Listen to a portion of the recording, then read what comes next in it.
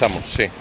Ben, bo día. O Bloque Nacionalista Galego vimos de manter unha xuntanza co Comité de Empresa de Povisa, coa representación sindical do Centro Médico Povisa,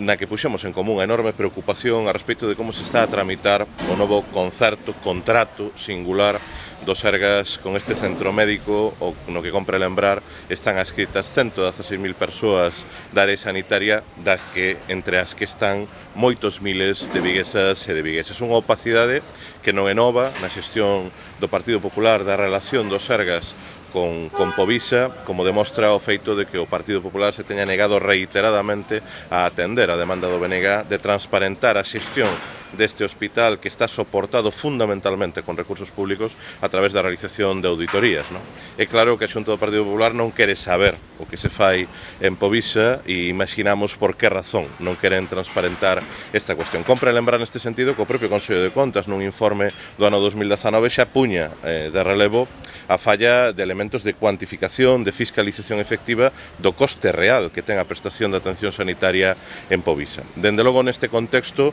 pois é especialmente grave e preocupante que por parte dos Sergas non se estea a dar ningunha información. O contrato, a proposta contrato que se ten xirado á dirección privada de Povisa non é de coñecemento público, non sabemos en que condicións se quere acometer esta nova prórroga, esta nova ampliación desta situación absolutamente anormal e singular, no que unha parte moi importante da poboación da área sanitaria de Vigo está sendo atendida por un centro privado, e nese sentido o que lle trasladamos ao Comité de Empresa, a representación sindical do persoal deses preto de 1.500 traballadores e traballadoras de Povisa, e que entendemos que baixo ningún concepto se pode aceptar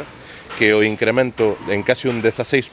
falamos de pasar dun pago de 80 millóns euros ano a preto de 100 millóns de euros ano, 97 millóns de euros cada ano sen IVE, non teña unha repercusión clara na mellora da atención sanitaria. E iso exixe, como vimos demandando dende hai moito tempo por parte do BNG, que hai que asegurar que en Povisa se apliquen exactamente as mesmas ratios de persoal que se aplican na rede pública. Non podemos aceptar e non imos aceptar que o Sergas, que a Xunta do Partido Popular, continúe a impoñer unha atención sanitaria a dúas velocidades. As 116.000 persoas que están adscritas a Povisa teñen o mesmo dereito a recibir a mesma atención sanitaria, coas mesmas prestacións, co mesmo persoal que é quen atende